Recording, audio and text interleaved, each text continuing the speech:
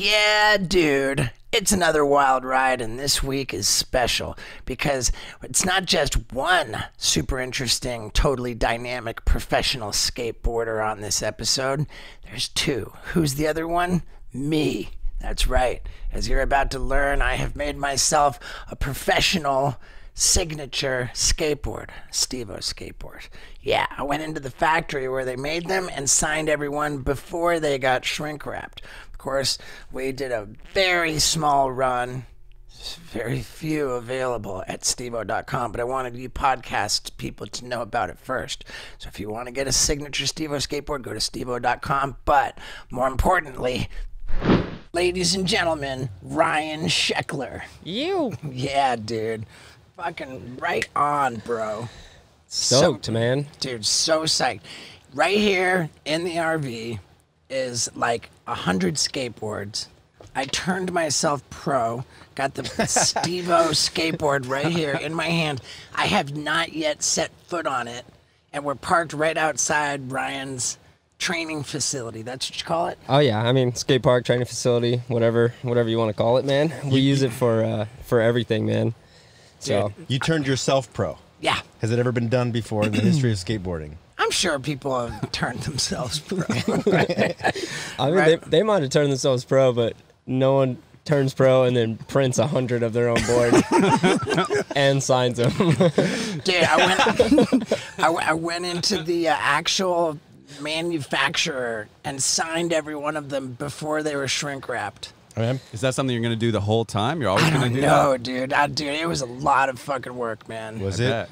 Yeah, dude. Imagine how many boards Tony has to sign. Or like, dude, whenever we have to do like or we do a cool, drop for Plan B, it's like 1,000 boards, and you think it's nothing to really sign 1,000, but right. Once you have you forget how much 100 skateboards weighs. Like that's a lot of weight. I know. And then to unwrap them, sign them, rewrap them, re-put them back in the box, like it's gnarly. Well, dude, he just signed. How many prints did you just sign last night?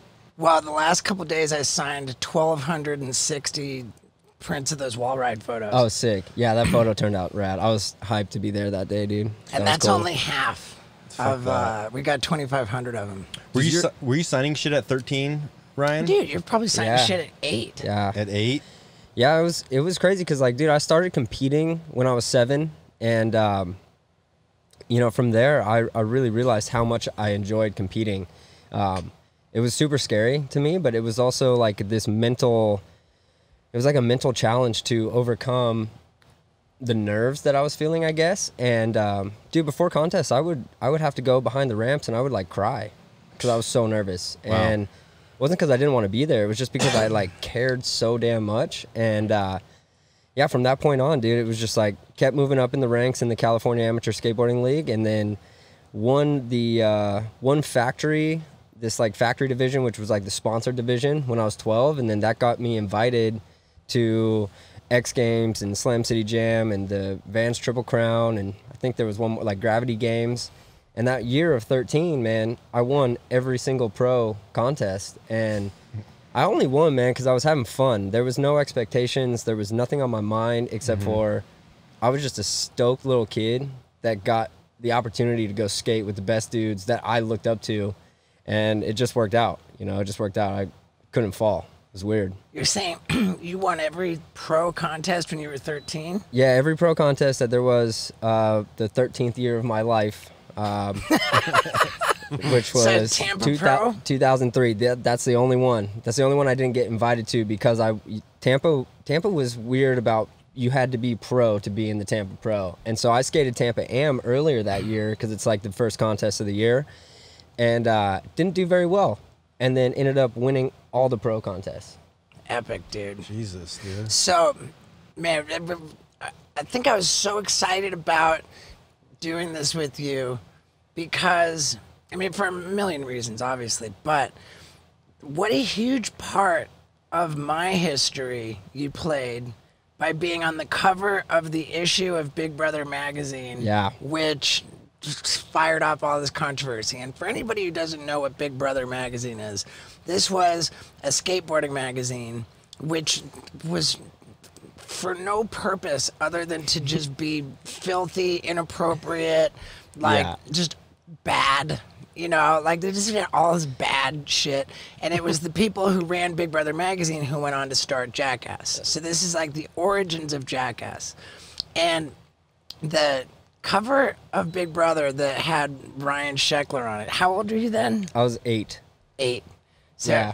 Was that your first front cover? That was my first cover, but like the fact that it was Big Brother, who was also run by Hustler magazine, you know, Larry Flint. Well, no, but that's the thing. That was the it wasn't yet owned by Larry Flint. Oh, it wasn't yet. It wasn't. And the thing was, Big Brother was all controversial to begin with. Like, they had these articles on, like, the 10 most effective ways to kill yourself, and they were dead serious about it. Dude, yeah. I wasn't allowed to read it. I wasn't allowed, like, at all allowed to read anything that was in that magazine. I could look at the cover, and that was it. Even the covers were wildly inappropriate. But even the magazine you're on the cover of, you couldn't read. You No, weren't allowed absolutely to. not. No, it was all over the Absolutely news. not. Like, it was on the Wow. news, and it was like, because then the reporters started actually reading the interview questions that they were like asking these, you know. I don't think I was the youngest. There was like a 6-year-old, and then it went up to like 13 and 14. But like, you know, the 12 and 13-year-olds are asking them about like, do you have pubic hair? Yeah, like would you fuck your mom? Yeah, like if it would magically make you a pro skateboarder, would you fuck your own Who was that, mother? Chris Naracco? Who knows, dude? It was just like, Wow. And so already Big Brother magazine was in all kinds of trouble anyway. Yeah. But then when now they got the fucking kids, it was called the kids issue. yeah, It's purely fucking kids, and Big Brother's doing its thing. So it's all over the news. There's all this outrage. it was crazy. Wow. There's so much controversy in the media about Big Brother magazine for the kids issue that Larry Flint, the famous pornographer, Hustler magazine guy, who's a big First Amendment dude, he heard of it. He says, "Man, I fucking dig this." So Larry Flint buys Big Brother magazine. Now there's like 27 porno magazines and one skateboard magazine, like put out by Larry Flint. Yeah. And dude, the irony of it was that before Larry Flint bought it, it was filled with actual nudity, all kinds of, and then once Larry Flint bought it, then the no more nudity, and it actually cleaned it up a little bit. That was a rule Larry Flint made, like no Yeah, nudity? because that's illegal. You know? Oh, okay. It was just a fucking illegal thing, dude. Uh-huh. And it was Ryan's cover. Yeah, dude. Dude. Ryan's issue got the attention of Larry Flint. Larry Flint bought it. It became a bigger, like, more thing. And then Jackass started because of that. Wow. So- all because of you, Ryan. All Look at because that. of Ryan. It was wild, man. It's like the only time you could ever get a melon grab on the cover of a magazine. And dude, it was 8 years old, man. I had no idea. But yeah, Dave Carney and all the boys. Yeah, those were wild times, man. Dude, Chris Naracco. did you see the documentary about Big Brother magazine? No, I haven't seen it yet. Dude, it's fucking crazy, man. I still haven't seen it. Where can you see it at? It's Hulu? on Hulu. It's called Dumb, and it's the story of Big Brother magazine. And really, what it is a Jackass origin story. And the thing about Jackass is it's like kind of wholesome because like we're not mean to anybody else. We only really do fucked up shit to ourselves. Like it's in a good spirit. But Big Brother magazine was not that way, dude. And when I went to the premiere for the Dumb documentary, like it fucking shook me up. I was like, dude, you put that whole story all into one documentary, and it's like upsetting how fucking awful it was. It's just bad shit. Not a good spirit, all bad things. Jeez. Yeah. But so that's when you were 8. You turned pro when you were 13. Yeah. Then how old were you when you got the MTV show? Like 16? I was just turning 17, so we went through the whole like doing the doing the pilot episode. I had just turned 17 when they actually were like, okay, we're gonna do this, and we want 3 seasons. And at that point, like, I didn't really know much about television, but I figured 3 seasons is pretty good, and we had fun. Super good. Yeah, we had we had fun, but it was a super controversial time in my life because I was known as like a contest skater. I had a couple video parts, and I was doing really well. Like I was known as a skateboarder, and then this opportunity came up where we were already like flying crazy places, like flying private, and having parties and having fun, but still winning the contest. And they picked up on that, and like the dynamic between me and my family and me and my friends was like, it was entertaining. It was definitely entertaining, and they wanted it. And so we did it, and the first season was awesome, man. We were getting like 2.6 million viewers per episode, roughly. And we were on Friday night at like 10 o'clock. So it was like, and that's when you had to like sit at home and watch TV, you know? It wasn't like no social media or anything like that. We were actually getting like 2 million, you know, authentic views, which was crazy. And so MTV ate it up. I ate it up too, because it was like now all of a sudden we're like have budget to actually go take a private plane to a contest, which was crazy. Showing up at a contest with 4 camera guys and, you know, the PAs and the sound guys, and like we had a posse deep of 25 always. So it was just a scene, you know, and did the show, but in the actual skateboarding community, it caused a little bit of a like an uproar, you know, like people were truly convinced that I was like destroying skateboarding, and my whole thing was like, man, skateboarding is such a freedom, and it's based on how you feel on your board, how I feel on my board. It's such an individual sport that like not one person can destroy something that's so pure and so like free for everyone. Yeah. And What were you destroying about that's it? just people being haters. you know, yeah, and I realize that now. You know, I'm 30 now, and it's crazy thinking that, you know, the show was 12 years ago, 13 years ago. What was I destroying? I don't know. At that point, I couldn't even tell, man. All I thought was that I was introducing skateboarding to kids that would have never otherwise picked it up or even were curious about it, you know, but they were watching Yeah. MTV, so they saw it, you know, and I don't know, man, it was a weird time, but I don't regret it at all, you know. If anything, it's created such an incredible fan base for me that has stuck around since I was a kid. And, you know, it was a show before it wasn't a crazy show, you know. Yeah, there was drama and there was things of that nature, but I always kept my morals and how I wanted my family to be treated. I kept that super straight the whole time, and I treated my family with the utmost respect. And especially like,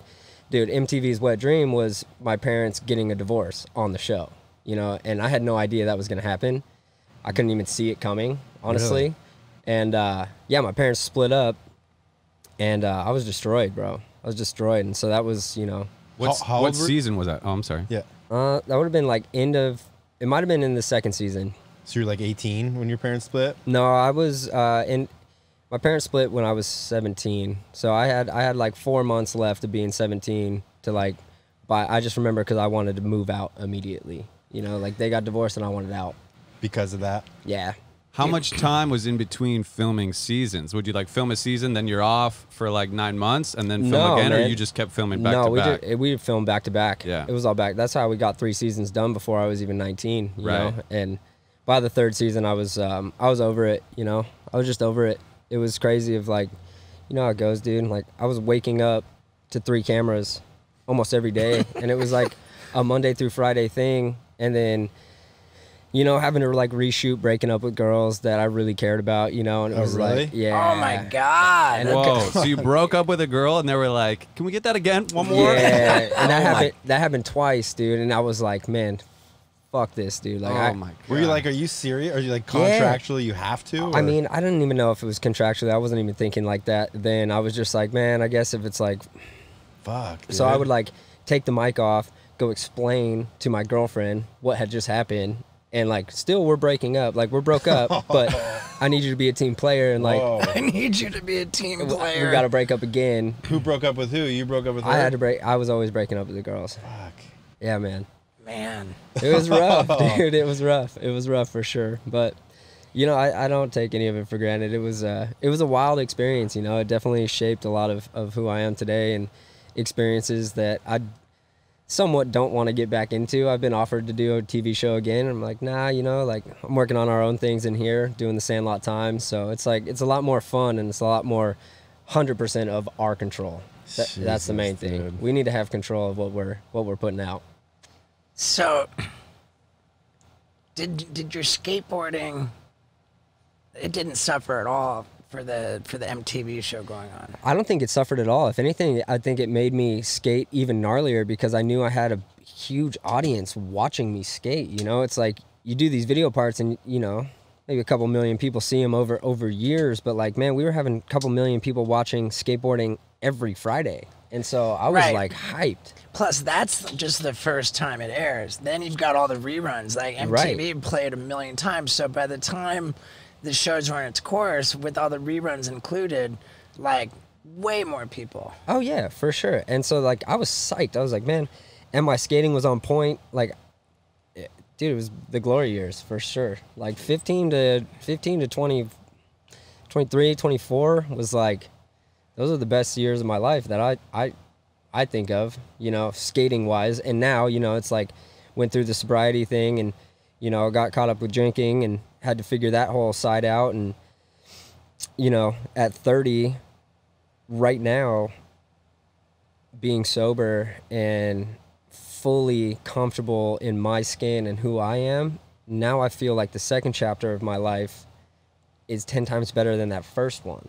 I feel way more confident now and just more comfortable with my skateboarding, and there's no second guessing. And so, you know, I'm working on a Red Bull video part right now that to me is the best skateboarding that I've ever done. Dude, it's so rad. I asked you last week, like, what it's been like with your injuries, and you reeled off like Yeah, a bro. pretty horrifying. But despite all of your injuries, actually, just run them down real quick. You know, one injury that I'm really grateful to say I have not sustained is hair loss, man. And, you know, having hair, it's such a treat. And why not make it look good, right? Do you have hair? Why don't you make it look good? How are we going to do that, boys? Well, I'll tell you, we got a new sponsor of the show. It's called Fix Your Lid. This is what it's all about, gentlemen. Styling. Now, their products are 100% cruelty-free, right? That means no animal testing, none of that nonsense. We love animals, okay? Also, 100% made in America. Yeah, that's kind of cool too, isn't it? So, here we go. I'm going to go with a medium hold forming cream just because that's what I'm talking about, okay? Yeah. Now, how are you going to get these products? I'm going to tell you right now. You go to shopfixyourlid.com, okay?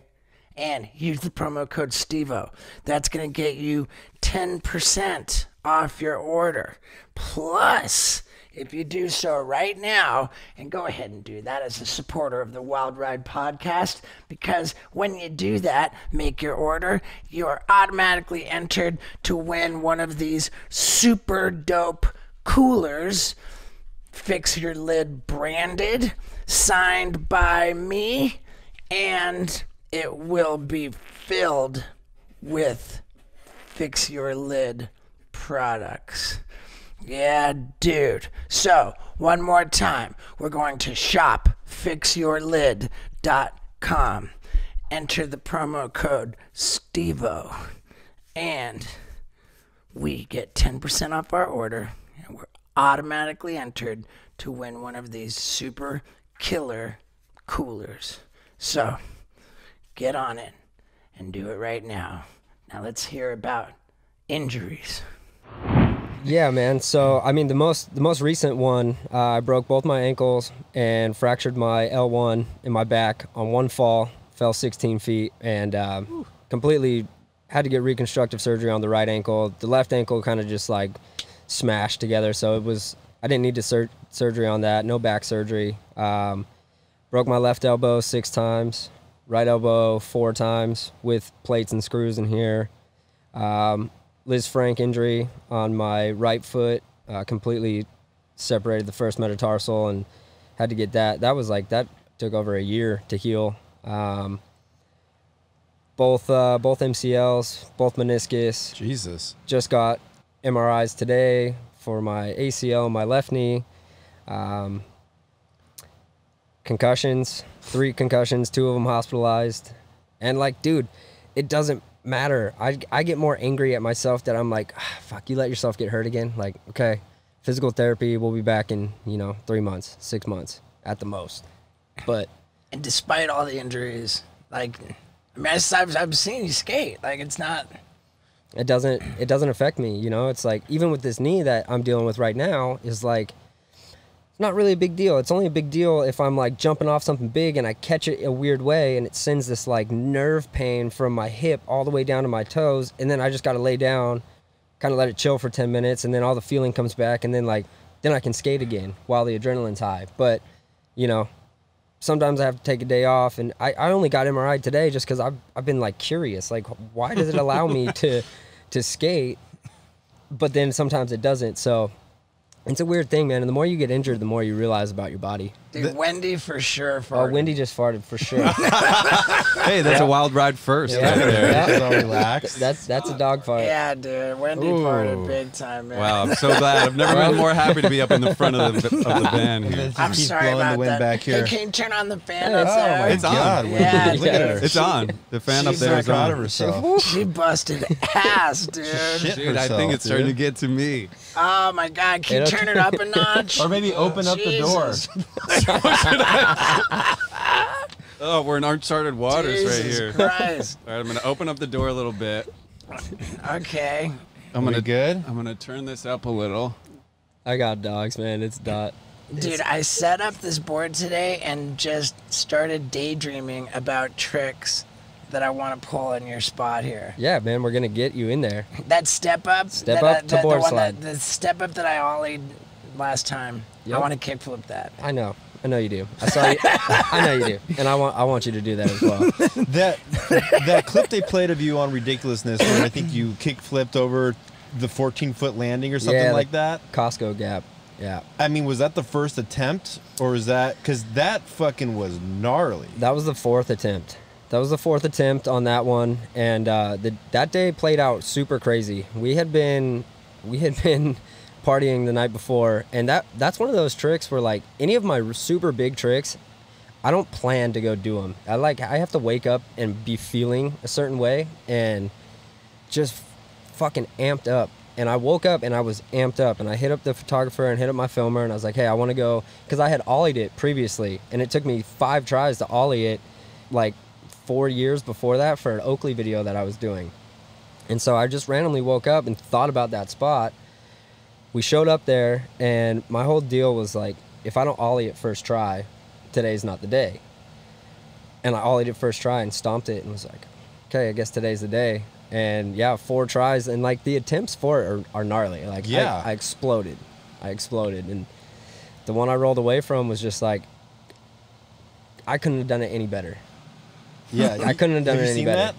That? I'm sure I have. Yeah, it's You that's, landed it so clean, and then your knees went straight to your chest, and you just popped up. Yeah. It was like, I mean, and even on the roll away, like I couldn't believe I was rolling away.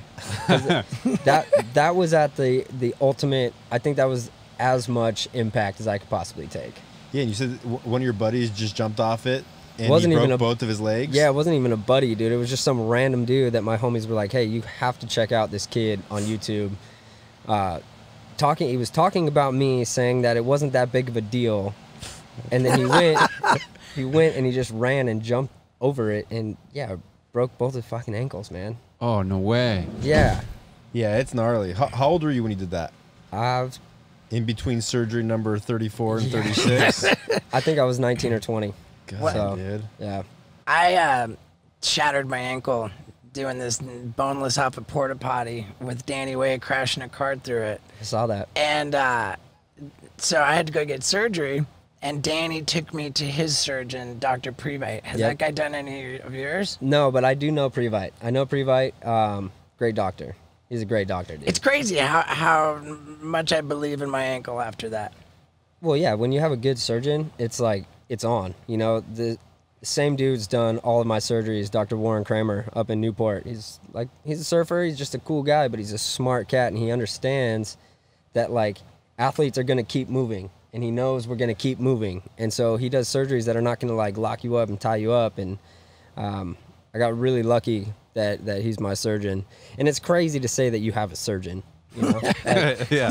Right. You have to get injured a lot to have like a guy. Like I got him on speed dial, and I hit him up last night. I'm like, hey man, I know you're busy. Any time this week? He's like, yeah, for you, come in tomorrow. And I was like, perfect, man. You know, You it's got like the stamp, like next surgery's free or something. I wish, right?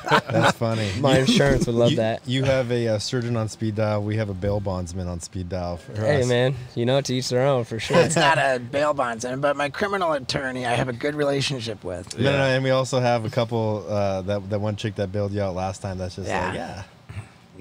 I have a question about skateboarding. Like you talked about when you hit that land and you're like, you couldn't even believe you're rolling away. Yeah. Like, how often does it happen where your muscle memory carries you through something, but your brain hasn't even processed it to like, does it happen like that? Or is it like while you're like doing some crazy trick, you're like so in it? That's a good question. I think it's like really about being present. You know, I think it's the scarier the trick is for me, the more present my brain automatically snaps into, where it's like, I can hear anything going on. I can see the cars coming from up and down the street, but I also know, like, I can see my grip tape, like the sparkles on my grip tape, where it's like, it's things you would never really notice, but you're so in tune with what's going on. It's also a big reason that, like, I don't really ollie things. Like, that's why that ollie was so important to me. It's because if I ollie something, it's like, that's where I can actually lose track of my mind, is because there's nothing going on. It's just a free fall.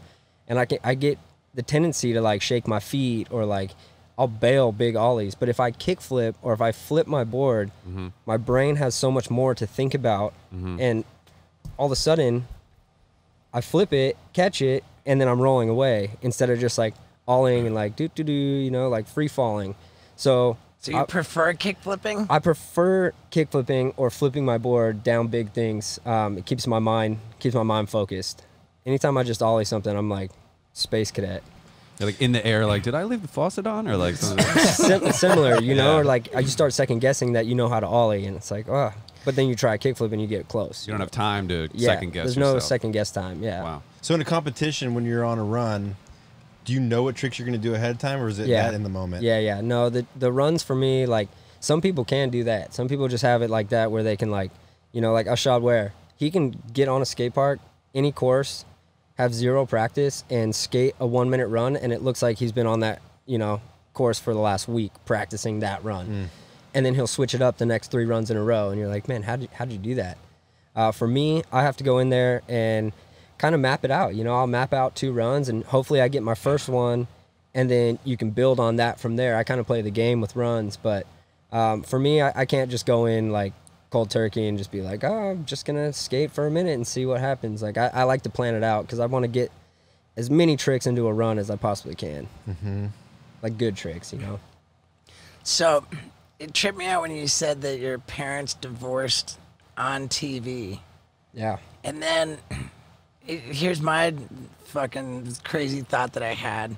Like, well, at that point, your parents are divorcing. You're wildly successful, making, I can only presume, millions and millions of dollars every year. Does, like, and I guess you are an adult at that point? Or you're 17, No, you I said? was still living at my mom's house. Yeah. So did your, like, earnings, like, play into your parents' divorce? Were they, like, dividing up shit that you earned? If you're just listening to this podcast on a platform other than YouTube, which of course allows you to see me, then you aren't aware of how good I look. Not just because I styled my hair today, but because I'm staying on top of my fitness. How? With a Whoop strap. I wear it on my right wrist. It's the greatest fitness tracking device out there. It works as a membership service. You sign up for the membership and you get the strap for free. You wear the strap and it gives you incredible insights into your rest, your sleep, your recovery, your strain, your activities. Plus, I never have to take it off because I keep the charger right in my pocket and it slides right on top. Boom. Charging. Yeah, dude, I really like this company, man. I really like their product, and I want you to try it. Plus, I just came up with a pretty crazy idea, which you're going to hear about soon. Yeah, you want to get on this Whoop program, okay? So, go to whoop.com. That's WHOOP.com, and you use the promo code STEVO, and that gets you 15% off at checkout. Again, that's 15% off at checkout if you use the promo code STEVO at whoop.com. Why are you going to do it? Because you want to look good. Like me. Yeah, you want to be fit, man. You want to be healthy. You want to know what's going on with your body. So get on that Whoop program, whoop.com, promo code STEVO, and get ready to find out the crazy idea that I came up with. All right, now let's get an answer to this awful question I asked. No, because I've always, dude, and shout out to, Steve Astafin, who's been my agent since I was, 13 years old, 14 years old. I've always had, my money's always been like tied up where it's supposed to be, where my parents couldn't touch it, And by the way, apologies for that shitty question. No, it's all good, like. Just a curiosity. So was your mom embezzling from you? No, dude. I wasn't suggesting that, but it's just like, I couldn't help but be curious. Yeah, Sure, no, it's a my factor. parents were both very successful, and my mom's been my manager since I was 8 years old, and so we worked together. My dad had thriving companies, so he was fine. Like, everyone was good with money, and they're both very smart. So they had different accounts set up for me, and all my retirement was set up when I was young. Like, so by the time I turned 18, like, they had not touched any of my money. If anything, they were telling me to save more because I was spending money like crazy. I was 17 with a TV show and able to travel wherever and able to get into clubs. It was like a whole Jeez. That's crazy. It was a whole different whole different beast. Were you making money at like 8? I started making money when I was probably like, I did a couple like little like game show like Because I'm like, what does an 8-year-old buy with a fuckload of money? He's like, can I have 1 million pieces of bubble gum? Or like, no man, that's how much of a skateboarder I was. Anything I made I spent at the skate shop. oh wow. Yeah, I wanted boards and I wanted new helmets and I wanted all of it, and like I got a board for you, bro. I know, I'm stoked. Signed and everything. Yeah, but Yeah. I bought like things kids want, like I bought remote control cars, and like I would buy my brother a remote control car, and like I liked Video like game, toys and arcade bikes. games. Yeah, like a bicycle. I got a really cool like red line bicycle. I remember getting bicycles and skateboards and just like toys, man. It was all toys. It was fun, dude. It was fun. Yeah, fuck. What man. what kind of crazy cars have you had? Crazy cars, man. When I was 18, I bought a Ferrari, 430. That thing was fun, super fun. Had 3. How fast have you gone in it? In the Ferrari, I only went about 150. The thing was so close to the ground, and it was so violent, and the shifting was just violent. It was actually kind of scary. It's kind of a scary car. So you kept it at a modest 150? Yeah. Yeah. About $150 in that thing. But my favorite cars have been the S65, the AMG Mercedes-Benz. I've had 3 of those things, and man, they're rocket ships, dude. For a 4-door sedan, it's a rocket ship. And my last one I tuned it up, and it was pushing out a little over 800 horsepower and hit 176 miles an hour in that thing, and it was like Where? wild. Like on Pico? No, not on Pico. No, just headed down south. So crazy, dude. But yeah, it's a quick blast, But that car is crazy because the faster you go, the more the suspension lowers the car and the steering gets tighter. It's like it's a race car, That's sick. but it's 4-door. It's a sleeper, definitely a Crazy. sleeper. So what's your car right now? And then now I just drive the Ford Raptor. Yeah, That's the only car you have? yeah, it's the only car I have right now. Love Cool. How's sobriety going? I mean, like, they say no dating within your first year of sobriety. Are you staying true to that, or are you? it. No, man, I started dating. I started dating my girlfriend in January, so she's been with me through kind of the start of this, the restart, I should say, of the sobriety. And man, we vibe great together, and that hasn't been an issue for me at all. How public have you been about sobriety? Like, I heard Scott ask that question, and I think like, whoa. Like, I don't even know if we want to even be talking about You've been that, pretty public, and we can cut it out if you don't want to. No, and dude, I've been public about it. I tried. So 18 to 25 was pretty heavy times. It was fun. It was fun times. I was definitely abusing alcohol, and got to the point where I had enough pain and I needed a break. So I checked into rehab. when I was 20, right when I turned 26, checked into rehab, did a 30-day stay, and then made it almost 4 years sober. And didn't have a really good program, though. Didn't have a sponsor, wasn't hitting meetings, was just trying to pretty much white knuckle it. And decided that for, my 30th birthday that, I wanted to go have fun with my homies and see if I could drink again. And I ended up drinking, and it just became this crazy thing where it was all I could think about was drinking. And it wasn't the amount, it wasn't, getting blacked out or going crazy. It was just the fact that I could not get it off my mind. And it was one of those things where it was like every day was coming around. Once 4 o'clock hit, it was like all I could think about was a drink. I was starting to do things during the day, getting my business done, but I was like almost doing things as like trying to get a reward. I was trying to do things to be like, okay, cool, satisfied I did that. Now my reward is this. And I wasn't dealing with a lot of the real feelings, the real life feelings that I needed to be dealing with. So, coming into it now, 6 months so far of 100% sobriety, again, with a solid program, with sober friends, doing what I'm supposed to be doing, going through the steps. It's the best thing I've ever done. For sure. Fucking epic, dude. So you said that the Life of Ryan MTV show, it helped your skateboarding, but how about like the drinking? Was it when you were abusing alcohol? Are you like just able to get away with it, like skateboarding wise?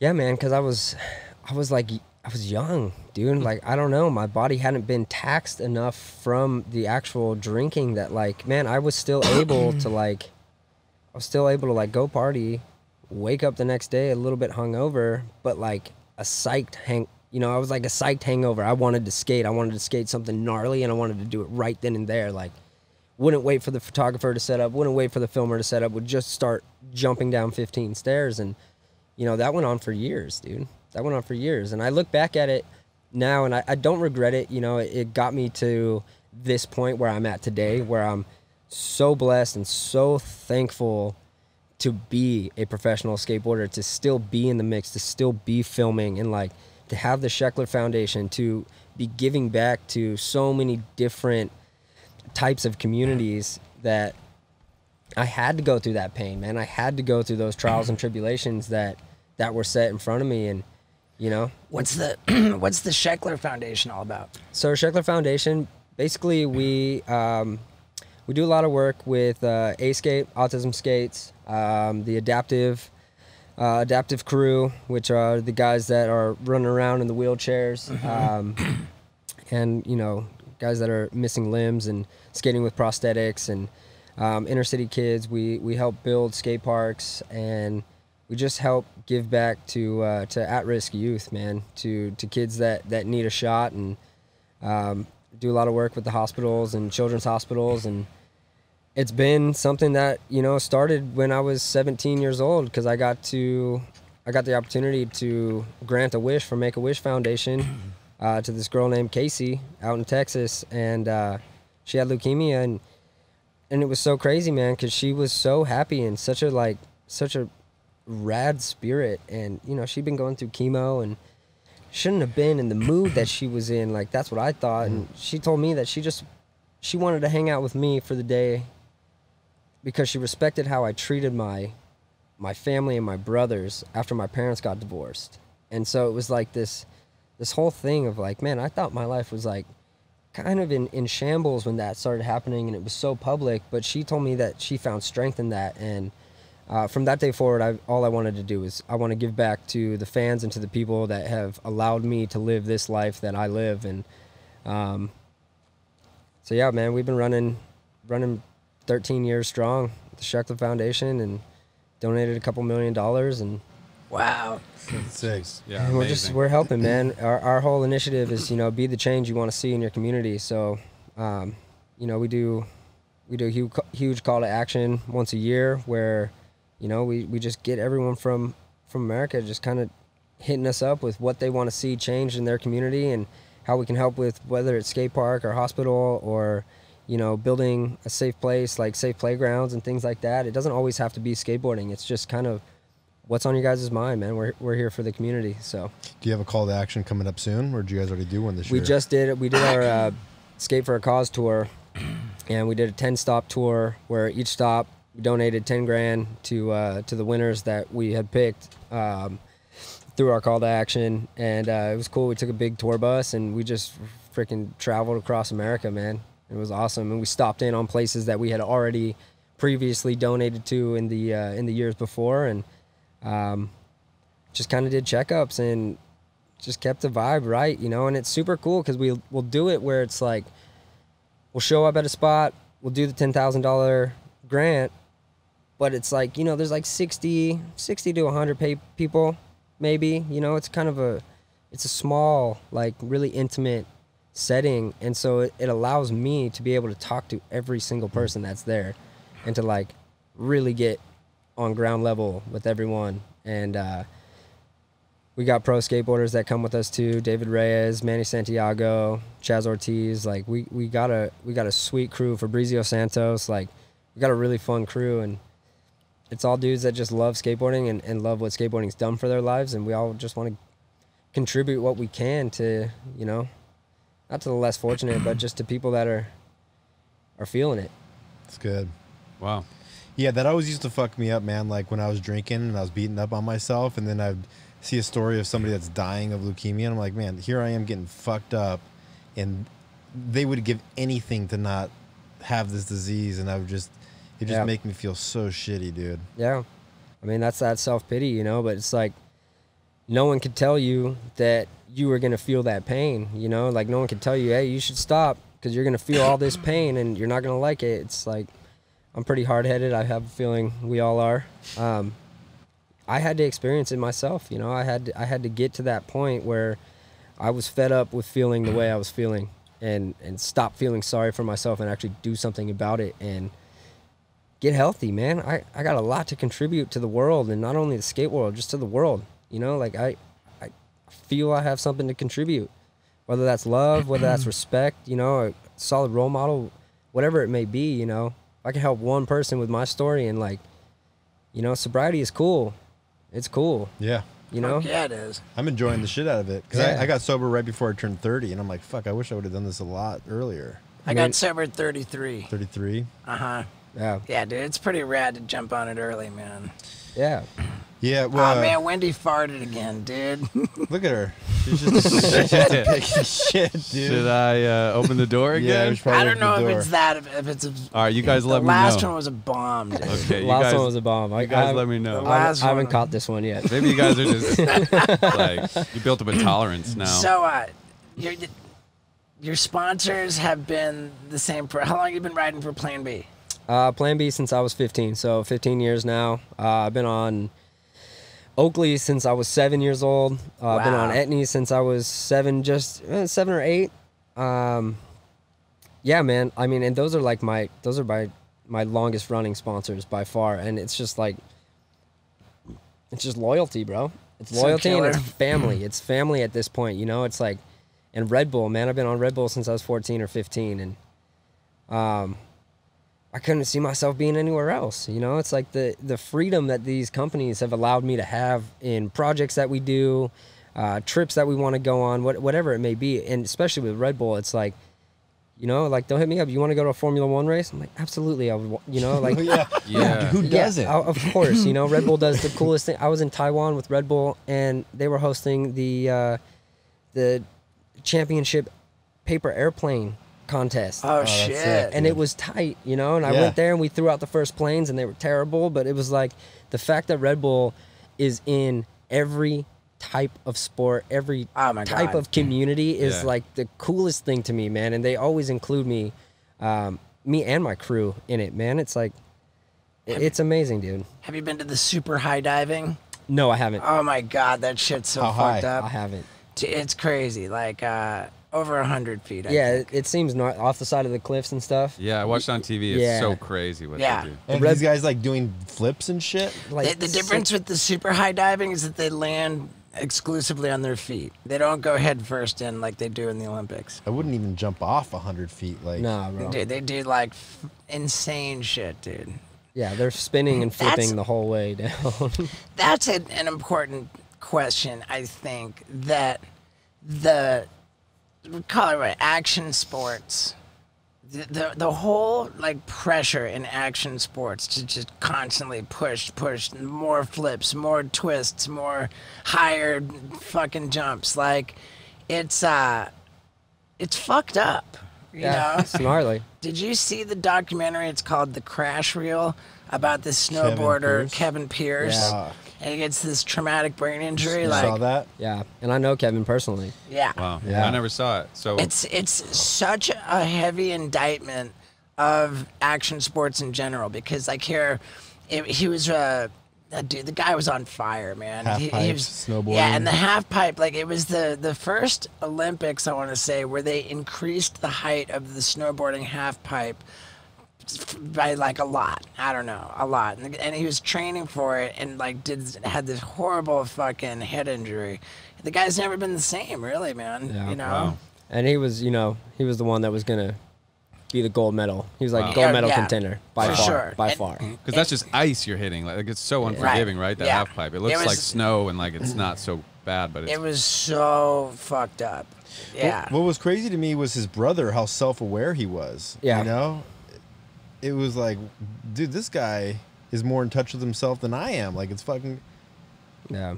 Yeah, but in any case, how much of that, like, I mean, I almost feel like, What, like pressure to do more well, and just more? pressure to kickflip the higher thing. Like, No, I mean, none. I that- got none now. right? Good. No pressure, bro. It's crazy. The only pressure there is would be whatever, I put on myself. Right. Whereas before, I used to think that it was like skateboarding as a whole was putting pressure on me to do bigger and bigger things. And you can kind of get pigeonholed into that, especially if that's all you're showing people is that you're jumping off the biggest things and you're going the furthest. And, all of a sudden these people start putting you in a category of, oh yeah, he's a jumper. That's what he Right. does. He jumps. So what's he gonna jump next? And it's like you almost can, if you play into that, you can find yourself jumping off something you can't make just to try to keep Right. that going. And so for me, being 30 now, it's like with the injuries that I've had, I'm just trying to have fun again, and that's what I'm doing. I feel like I'm 13 years old again. Body doesn't feel 13, but my mental is like, I just want to skate. I just want to land tricks, man. And yeah, I'm going for gnarly shit still. I'm still going for gnarly shit, but shit that's within comfort reality. zone. Yeah, it's within my reality now. And I used to look at things. I would have fantasy tricks, of like what I would do down some spots, and I don't even let my mind go play there anymore. I skate more realistic to what I can actually accomplish now.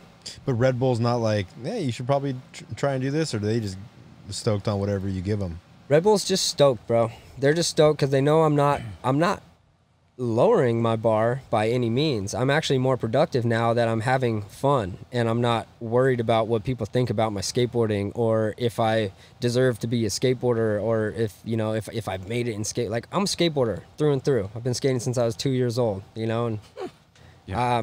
you'll never take skateboarding away from me, ever. I'm a skateboarder. I've put myself in this world, and I've stayed here, and I love it. And so at this point, yeah, it's just about like, how much fun can I have and be gnarly?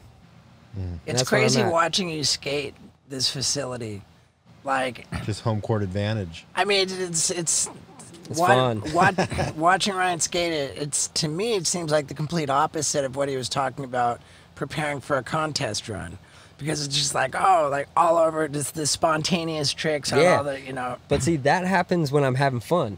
But the second, I could go in there right now and probably could come up with a cool 1 minute run without thinking about it.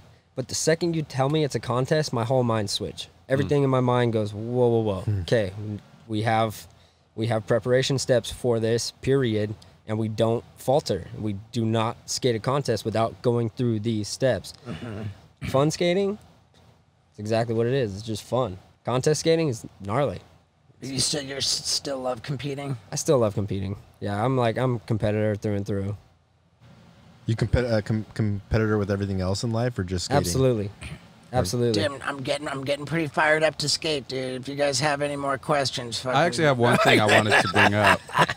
The other day we got lunch. We were all getting tacos, and you mentioned how like Wendy went missing, and then you ended up finding her, and you told me, you were like, I knew I was gonna find her. Like, and you're like, and I always had this intuition where sometimes I just know. You're like, I turned that corner, I knew I was gonna find her, and I found her. Or like, I've been driving and I know there's a cop coming around the corner, so I slow down, and then there's a cop. Right. Can you talk about that a little bit? That intuition? Yeah, man. I feel like I've always had a pretty sharp intuition since I was a kid. You know, definitely like early teens. I've always kind of felt when a situation was either getting weird or something was going to happen, or like, you know, as simple as like someone's going to knock that glass off the table, like, and all of a sudden it's shattered on the ground. It's like, I've always, I don't know, maybe it's God, you know, like I'm a firm believer in Jesus Christ, and could be God. Could just be that I'm super in tune with the world and what's going on. I feel like as a skateboarder, you're always super aware of your surroundings. You've always been looking for street spots or looking for something to skate, so you're always observing everything that's going on. And I just think it's something that it's just something that I got, you know. It's just like, normally my intuition is good, and normally I can listen to that voice in my brain and know if it's bullshitting me or not. And a lot of the times I've been able to trust that inner voice, and it pays off, you know. It's weird. Is that what kind of told you, like, I need to check myself into rehab? I should be sober, because like I can see this going real bad. For sure, absolutely. That played a huge role, and that was like some of the only times I was trying to ignore that. I was trying to ignore that voice. Drinking like suppressed it. I always got like beat up on myself because I just felt like, you know, when I was getting fucked up, like I was just at 60% my potential. Yep. And I was like, fuck, I'm giving this gift, and like, yep. If I died today, I'd be like, fuck, man, dude. You're so bummed, you know? So bummed. Such a funny way to describe 60% my potential. It's like, no, dude, you were like going in the complete opposite direction, like, right? Yes. I mean, 60%, you still get 60%. Yeah, but like I was climbing down, you should have been going up. Yeah, you were going the wrong way. I was like running a business, and so I was like operating. Yeah. Right. As a functioning person in society, and I was like somewhat successful, but I'm like, dude, I can be so much more successful. Sure. You know. Right. The number 60% came the same way when you asked me how a movie was, and I'm like 86%. Like, I just feel it, you know. Like that's Scott's intuition's percentages. It's like Shawshank Redemption, 98%. You know? Like, All right. It's so funny. All right. So dude. last question is: do you have any advice for Steve now that he turned pro? Have fun, bro. Yeah, dude. Just keep having fun, man. You're a huge role model, and you're a huge inspiration for so many, bro. Well, thanks, man. Yeah, when we were skating last week, you know, I remember thinking, man, I got to figure something out. And you were like, well, if you don't figure something out, just have fun. Yeah, dude. I'm like, fucking A, dude, right on. That's all it's about. That's what it's all about, man. It's just fun these days, man. Yeah. That's cool. And, I mean, I guess, like, the coronavirus is, like, the fucking whole world's crumbling around us. And you turned pro. And I turned pro. It's tough to get boards. Are you able to sell enough boards? Yeah, I mean, dude, I feel like anything that has to do with being outside right now is a huge market. Skateboarding's doing great right now. Some of the companies in skateboarding are doing great right now, and they're selling tons of boards. Looks like you're about to. I guarantee you're gonna sling all of these, bro. All of them. Yeah. I know. We'll never have enough boards. No. Yeah, I got. It's a random question, but when Plan B got sold to wherever it got sold, did that affect your experience as a pro for them? No, it didn't. No, it didn't, because I'm so invested into Plan B and to the team and to the riders and to the legacy of the brand that I just looked at it as just another business, just another business transaction. It doesn't matter. Kids that skateboard and adults that know what Plan B is are going to continue to buy Plan B, and that's where we're at right now. It's like Plan B is not going anywhere. It's a legacy brand, and our team is next level, and we're grinding, bro, and we're still going. Well, there's a Are you trying to get me on Steve-O? It's not Steve-O. It's, yeah, dude, skateboards. Yeah. No, I would never do that. And do you have any mugshots? Yeah, dude, it's a little bit of a much. boutique. No mug shot.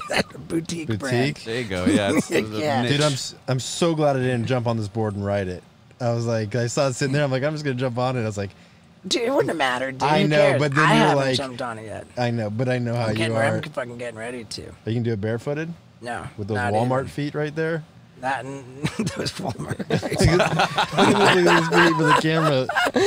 I'm like, it's like right on my elbow halfway through this podcast, and then Wendy farts, and I'm like smelling it, looking at his feet, like what? All right, dude. Well, hey, man, I don't have anything else. I just wanted to say thank you, man. No, man, thank you guys, bro. I appreciate this a whole lot, man, and I'm just stoked for you. Like, I feel like you've had a killer life, Yep. and now, like, with sobriety, I think that what really it represents is,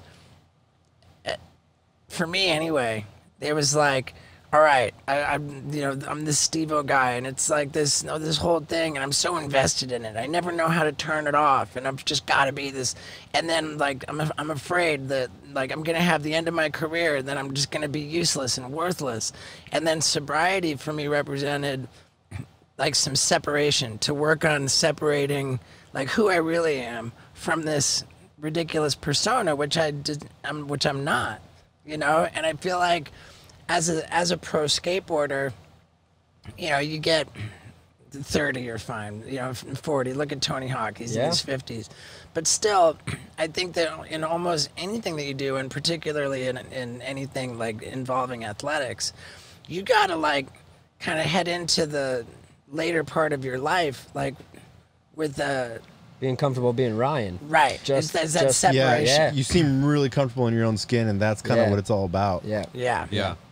Yeah, I can't believe how level-headed you are. Like, if I was 16 and, like, rich and famous, I feel like I'd be such a dick or something, like, or I would have died by now. Like, it's so crazy how level-headed With a Ferrari. you are. Yeah, but you know, but like Fucking- I was a teenager and I was kind of a little bit of a dickhead, you know. But I had, But every teenager was. yeah, it was hard. It's hard to say, man. It was Yeah. like, you know, I had moments that every kid growing up. I mean, maybe not every kid. Like I didn't know anything different than being a professional skateboarder and traveling since I was a teenager. Since the second I turned 13, I was professional and traveling the world, and that's what I knew. And so sometimes I didn't know how to act, and, you know, unfortunately the times I didn't know how to act were on camera, on TV. And so it was like, you know, Yeah. you live and you learn, though. Sure. And I've for sure learned from that, and the biggest part about sobriety and my age now and what's going on is definitely being comfortable with just me, you know, being stoked on the skateboarder Ryan, but also just being stoked on, you know, just me, Yep. just being me. It's cool. Fuck yeah, dude. All right, man. Let's skate, dude. And thank you again. Thank you guys, bro. Right on, Yeah, dude. bro. Fucking A, man. We did it again. Wild Ride with Steve-O. Another great episode. Thanks to Ryan Sheckler and Hello Street Team. I got a special treat for you this week. As I mentioned in the podcast, I'm pro now, professional skateboarder. I was excited about getting into his park there and pulling off that kickflip up the step up. It's very challenging for any pro skater, but of course I went in there and I fucking went after it like a bat out of hell. Oh yeah, I dropped in. I fucking came flying at that thing. I flew up that step up. I hucked it and I caught it clean. I cleared it by a mile. The first trick I landed on my pro model skateboard.